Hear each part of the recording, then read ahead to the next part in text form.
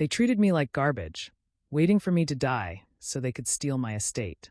The humiliation went so far as to leave me bleeding on the floor just to search for my papers. My own grandchildren. At that moment, I decided to fake dementia to see how far their betrayal would go. And what I discovered was so despicable that my revenge in the will was absolutely devastating. They never expected the feeble old lady playing senile was actually planning their ruin. But what I revealed later left them completely speechless. But before we keep going, tell me in the comments where in the world you're watching from. I love seeing how far our stories reach. And hey, don't forget to drop a like and hit that subscribe button. It really helps out a lot. My name is Agatha Pierce. I am 73 years old, and I am, or rather, I was the owner of Crestwood Manor.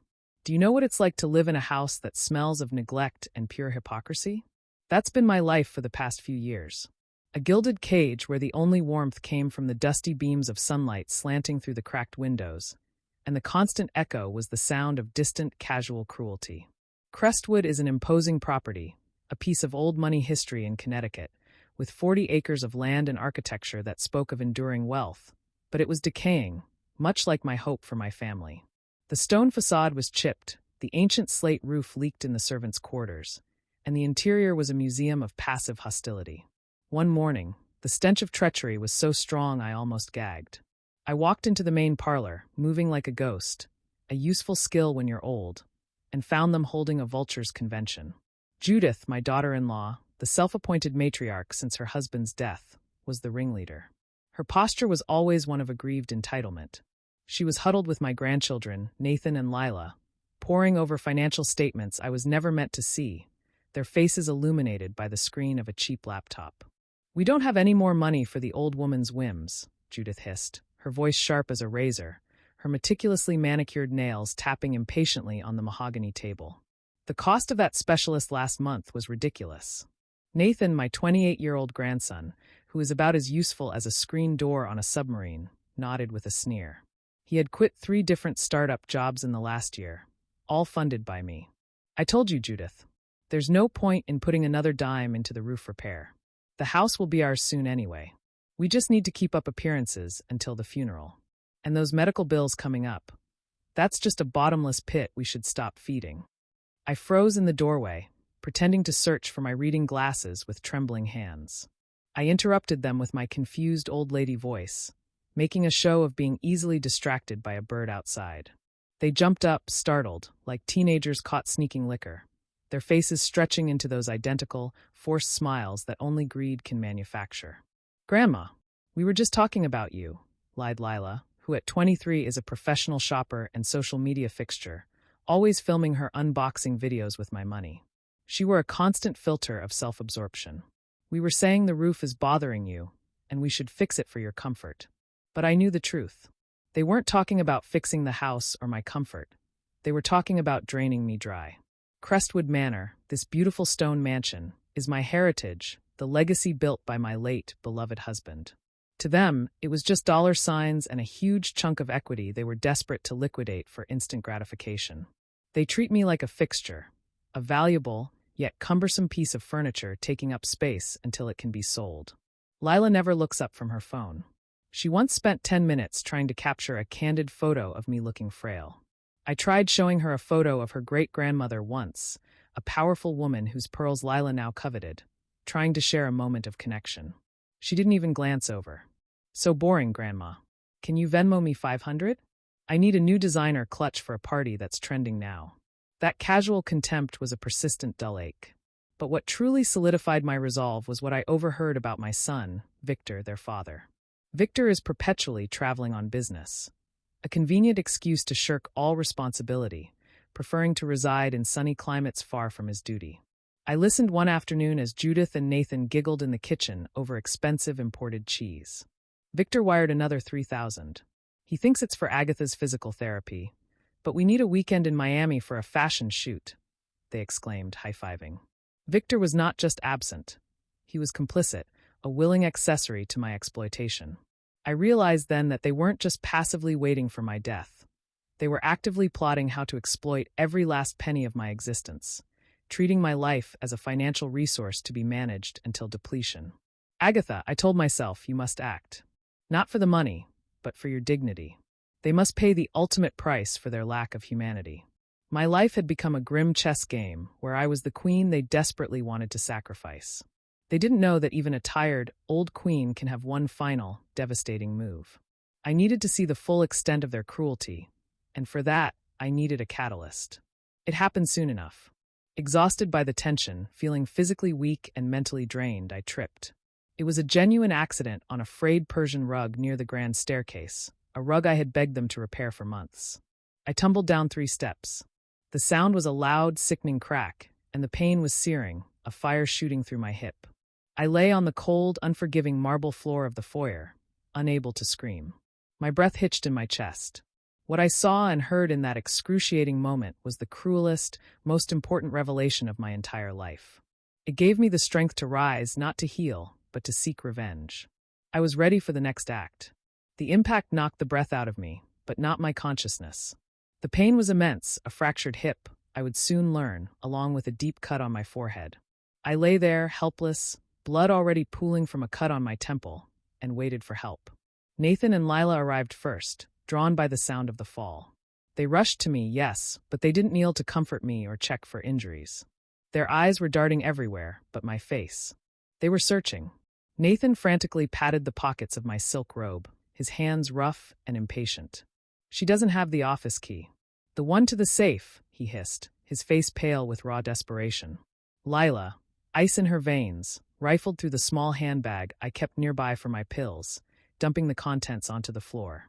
"The will. Check the desk drawer in the library. It has to be there. This is our chance while she's incapacitated," Lila urged, completely ignoring my pitiful groan of pain. They were hunched over me, like scavengers over carrion, and the only thing that mattered to them was that damned piece of paper that governed their future. I could feel the warm, metallic scent of my own blood seeping into the marble. Then Judith arrived, the master manipulator, appearing from the kitchen, wiping her hands on a napkin. She took in the scene, the blood, the panic, my helpless state, but her reaction was purely strategic, not maternal. "Shut up. Be quiet. If the neighbors hear this commotion, they'll assume it was suspicious, or worse, that we left her like this. That would ruin everything," she scolded them. "Get her back to bed quickly, and then we check the papers. Don't be idiots." It was Nathan who delivered the phrase that crushed the last flicker of love in my heart and turned me into an instrument of cold vengeance. He whined, "But if we take her to the emergency room, the medical costs and the physical therapy will eat up the inheritance for months. It's better if she just rests here until, well, we can call a private doctor later. Until I died." I completed the sentence in my mind, feeling the tears. Well up, tears of scalding, blinding rage, not physical pain. They wanted to leave me right there on the cold marble, hoping nature would do the job, just to save a few $1,000s they already considered theirs. That moment was my true breaking point. The physical pain vanished under the sheer force of my disgust. A frigid, absolute fury took hold. While they argued, not about whether to call 911, but about how much the ambulance fee would cost, my mind was already 3 moves ahead, meticulously planning their destruction. Finally, I managed to articulate a sound, weak enough to convince them I was in shock, but clear enough to force their hand. "Hurts. My leg. Get me to the hospital, please," I pleaded, acting the role of the victim, pushing their fear of a public scandal. They took me, grudgingly, and only because Judith feared the potential scandal if the housekeeper or a neighbor found me. In the ambulance, I closed my eyes and made a solemn vow. The Agatha who fell is the last submissive Agatha they will ever see. If they wanted a senile old woman who couldn't remember her own name, that's exactly what they would get. I would use their own cruelty as my weapon. I would make their greed the bait for their own downfall. I arrived at the hospital feeling stronger than I had in years. The doctor confirmed the fracture and a mild concussion. Perfect, I thought, suppressing a grim smile. The stage was set. I was about to perform the greatest role of my life. The confused old lady had arrived to stay. The look of unadulterated relief on my grandchildren's faces when I feigned total non-recognition, a blissful, blank stare, was the fuel for my inferno. There was no grief over my supposed memory loss, only sheer, blinding relief and a visible relaxing of their shoulders. They thought the path to the inheritance had just been paved with gold and certified by a medical diagnosis. During my recovery, My only source of light was Rosa, my angel, a young, compassionate immigrant in her late 20s who worked as my nursing assistant, taking shifts that my family refused to acknowledge. She treated me with a gentle respect my family had long forgotten, patiently feeding me, turning me, and speaking to me as a whole person, not a disposable object. I found solace and an ally in this stranger. One quiet afternoon, as she was fluffing my pillows and helping me with a crossword puzzle, I whispered my secret to her, testing her loyalty. Rosa, I am not crazy. I am only pretending to be senile to gauge the depth of their greed and protect myself. I told her about the fall and the monstrous conversation I overheard, watching her face pale with shock and indignation. She instantly became my silent, invaluable accomplice. They will treat me like a child, like a lost cause, I told Rosa. And I will let them. I will use their arrogance as a bludgeon against them. The performance at the hospital was a masterpiece. When Nathan and Lila visited, I would call them by the names of old Hollywood stars, or ask for people who died decades ago, mixing languages and temporal periods. Oh, my darling Gable, did you bring the roses from the garden party in 42? I would ask Nathan, batting my eyelashes. Lila would sigh dramatically, rolling her eyes for Nathan's benefit. Grandma, I'm Lila, your granddaughter. The roses are dead. I would simply smile sweetly. Lila? What a lovely name. Can you help me find my diamond brooch? I think Mrs. Vanderbilt borrowed it. With Judith, it was even worse. I completely ignored her, or treated her as if she were a clumsy, hired maid, sending her on meaningless errands. Ma'am, please wipe that spill. I don't know you, but your uniform is quite hideous. Judith would simmer with rage, her jaw clenched, but she controlled herself, constantly reminding herself, just hold on. Soon the house is mine. It's just a crazy old woman. The most crucial moment came when they tried to get me to sign over a power of attorney. They brought a slick lawyer to my bedside, explaining I needed their help to manage my affairs, since I was clearly unable to. I refused, giggling that I couldn't write with that magic pen, and tried to draw a silly doodle of a cat on the lawyer's notes instead, complete with a meow sound effect. The lawyer left, frustrated, declaring me mentally unfit to conduct complex financial matters, which was precisely the legal cover I needed for my subsequent actions to be seen as legitimate. My game had worked perfectly. Nathan and Lila became so confident in my deterioration that they dropped all caution and spoke freely about their future plans. They stopped worrying about me catching them in their petty thefts and schemes. Agatha, with her sharp mind and frozen heart, was ready to return to Crestwood. Rosa would come with me, hired by them, of course, to manage my deteriorating condition, which meant she had total access. This was essential, as my plan required honest eyes and ears inside the estate. Rosa, I need you to go into the city for me soon, I requested one night. Not for medication, for tools. I looked her straight in the eye. We are going to record the truth, and the truth will be their executioner. The stage was set for the next act of their greed. I knew they wouldn't waste time going after my most prized possessions. And I, with Rosa's help, would be waiting, not to stop them, but to document every betrayal, every theft, every shred of their malice. The moment I was wheeled back into Crestwood, I dramatically escalated my performance. I spent hours pointing at imaginary objects and demanding meals that hadn't existed since the 1960s. Rosa, under the guise of indulging my senile whims, immediately went to work. Using my new hobby excuse for being obsessed with gadgets and watching the little people, we installed several tiny nanny cams, the kind used for home security. The most vital ones were aimed at my writing desk, the wall safe hidden behind the painting, and the main hallway leading to my suite. My jewels were the target. These weren't just assets, they were my history.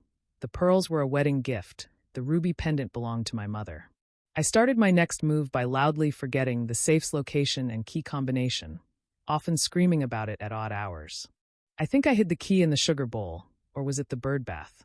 Oh, how silly of me, I'd say, laughing my high-pitched, crazy laugh and waving a fistful of random keys. It didn't take a week. One damp afternoon, Judith, Nathan, and Lila huddled in the library, unaware of the tiny microphone hidden in the antique clock's mechanism. There's no point in waiting anymore, Judith declared, her voice tight with impatience. The old bat's practically drooling.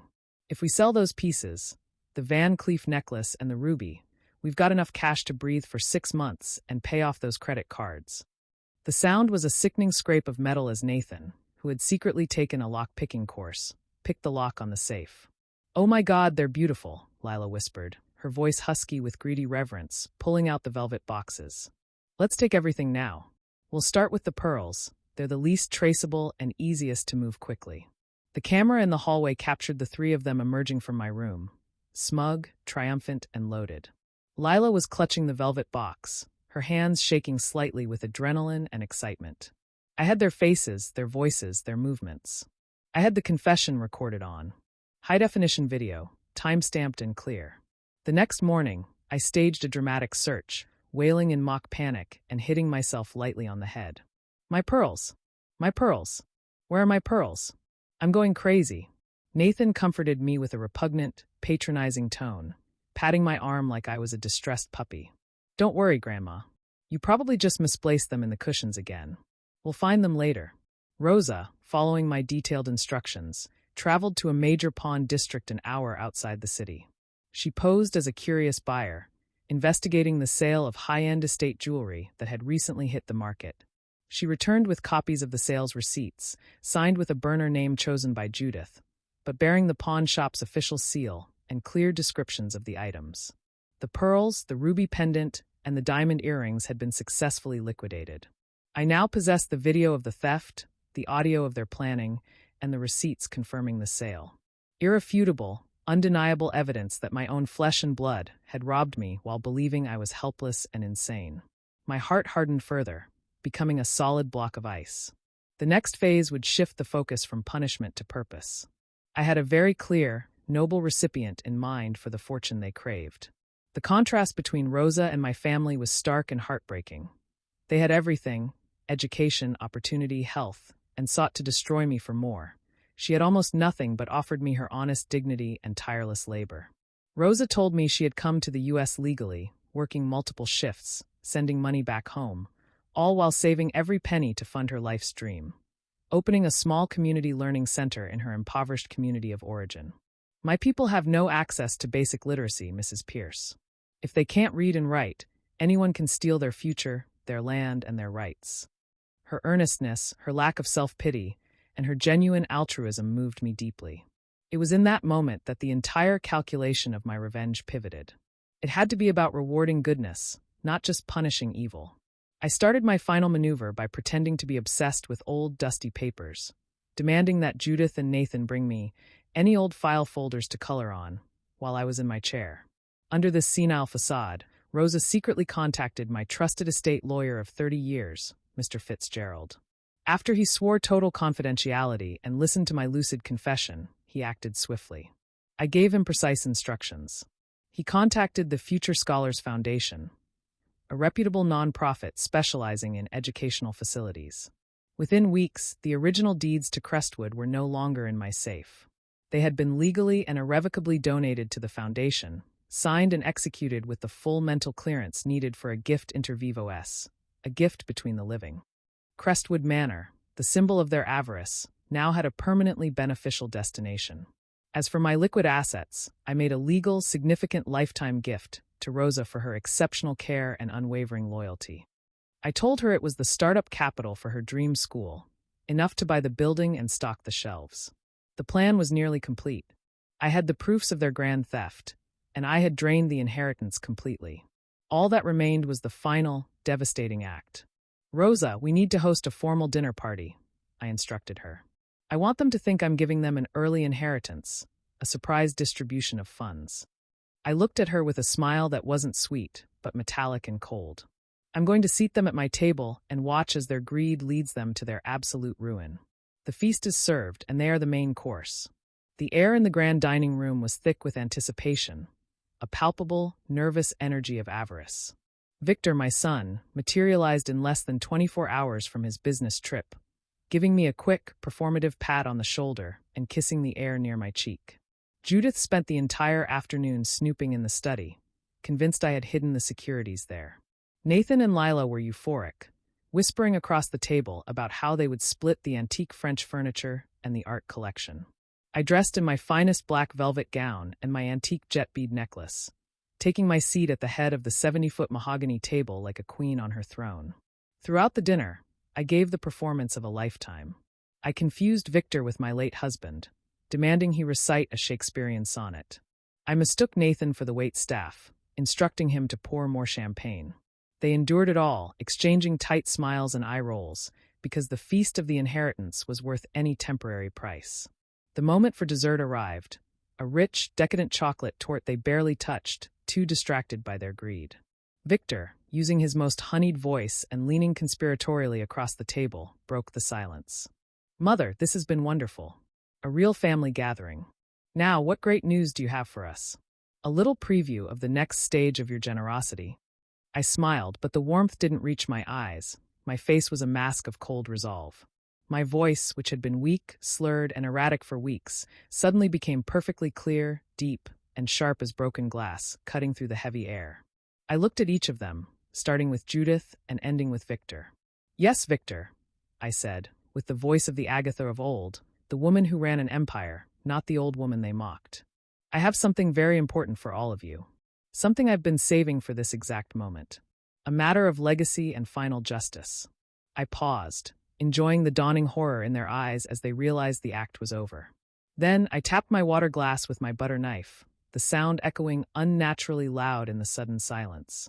"Before I distribute what little is left, I have a small legal notice I need to read. Something I signed months ago, when my head was perfectly clear and my lawyer certified it. This is about the legacy of Crestwood Manor. And I can assure you, it is not what you expect." The silence that followed my declaration was absolute and profound, broken only by Judith's ragged gasp. Victor tried to recover first, his smile brittle. "Mother, what are you talking about? No, don't strain yourself. You must be tired." I pulled away from his reach with the controlled strength of a woman whose will is unbreakable. "I'm not tired, Victor. And I am not senile. I was merely performing the role of a victim to see how low you would all sink, and you exceeded every expectation. You were faking. All this time." Judith shrieked, her voice cracking, her face draining instantly of all color. "You've been making a complete fool of us? You've been robbing me, wishing me dead, and conspiring to commit fraud. I, at least, gave you a good show that earned me my privacy and my dignity," I countered, my tone frigid. Rosa, standing respectfully by the service door, quietly handed me a thick, sealed envelope. "The Hacienda Crestwood Manor. The source of your perpetual greed. I regret to inform you that it is no longer part of your inheritance, nor is it mine." I held up the deed of gift, fluttering the paper slightly. "Agatha Pierce, in full command of her faculties, has legally and completely donated Crestwood Manor to the Future Scholars Foundation for the creation of a community learning center." Lila's scream was primal, a sound of absolute, spoiled entitlement. "No, you can't do that. It's our legacy. The house is ours. It's worth $50 million. Nathan lunged forward, grabbing the edge of the table. "This is fraud. A senile old woman can't pull this off. We'll contest this immediately." "Oh, yes, I can," I said, a cruel, triumphant smile touching my lips. "And the lawyer who certified my mental clarity was the very same man you brought to my hospital bedside, believing he would certify my incompetence. He merely certified my competence to transfer assets. The entire estate is gone." Victor finally understood the depth of the betrayal, turning pleadingly to my face. "Mother, why punish us like this? We are your family. This is unforgivable. My family left me to die on the cold floor. My family stole my mother's jewelry and sold it for frivolous trips. My family has no claim to my assets because my assets have no claim to them," I stated flatly. Judith switched instantly to financial desperation. "Fine. Keep your charity house. But the liquid assets. You have millions. Give us the money. That's only fair." I let out a short, cold laugh that held no humor. "Ah, the liquid assets. I made a significant, irrevocable lifetime gift to the only person in this house who showed me love, respect, and dignity during my weakest moment." Pointing to a tearful but proud Rosa, I announced, "The vast majority of my liquid assets were donated in life to Rosa for her exceptional care and my profound gratitude. It is the initial capital for her dream community center, a place dedicated to preventing the kind of illiteracy that can lead to moral bankruptcy. It is all transferred legally and without recourse." The family was speechless, utterly defeated. The inheritance had vanished like smoke. Their faces were etched with pure, blinding hatred and profound shock. But it wasn't over yet.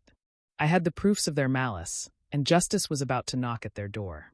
The dining room had devolved into chaos, a scene of shattered expectations and raw fury. This is insane. That peasant woman is a thief. You're a lunatic, Judith screamed, slamming her fist on the table. Silence, I commanded, my voice booming with authority, silencing her instantly. Now you will all see why your demented grandmother did what she did. You will witness the monsters you have become. I lifted a remote control and flicked on the large television screen mounted above the fireplace. The video began to play. It showed me tumbling down the stairs, and then the grainy, unforgiving footage of Nathan and Lila kneeling, not to help, but to frantically search my pockets.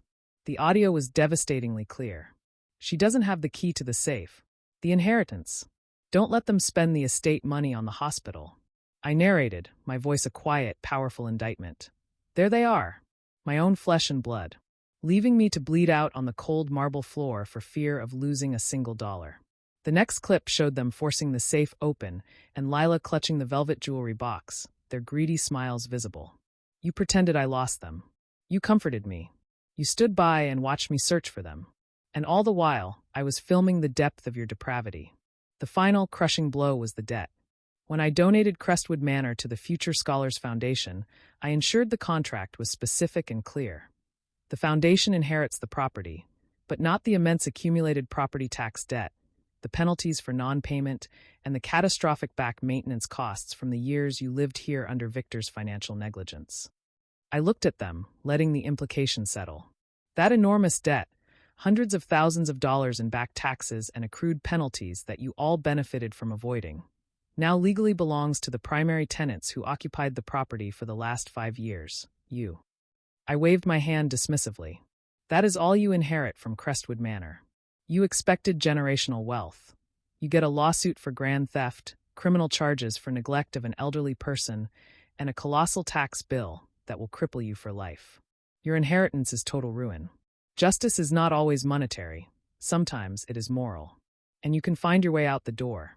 I stood up, leaving them among the ruins of their greed and the silent testimony of the security footage.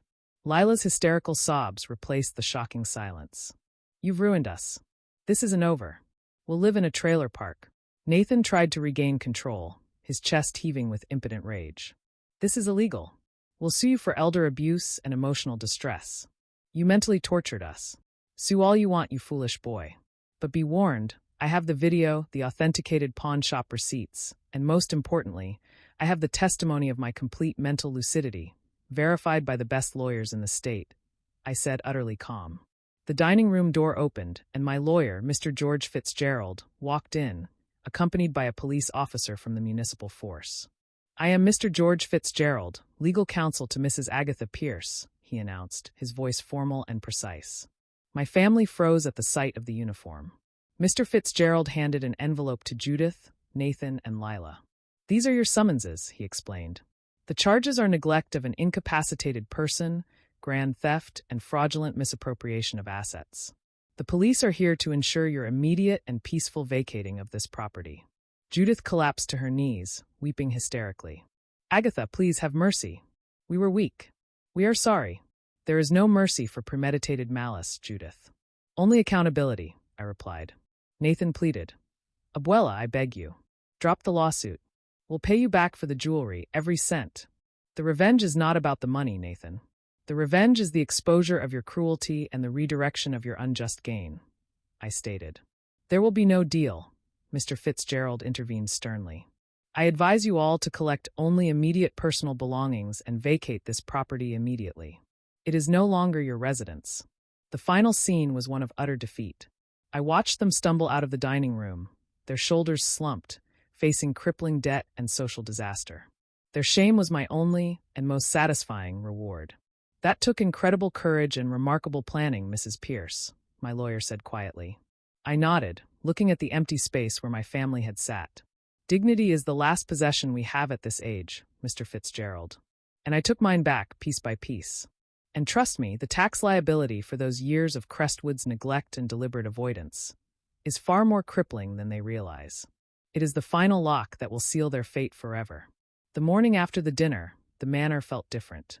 For the first time in years, the air smelled clean, not corrupted by avarice, but simply of old stone and fresh air. My vengeance had been absolute, surgical, and complete. The family's financial ruin was swift and total.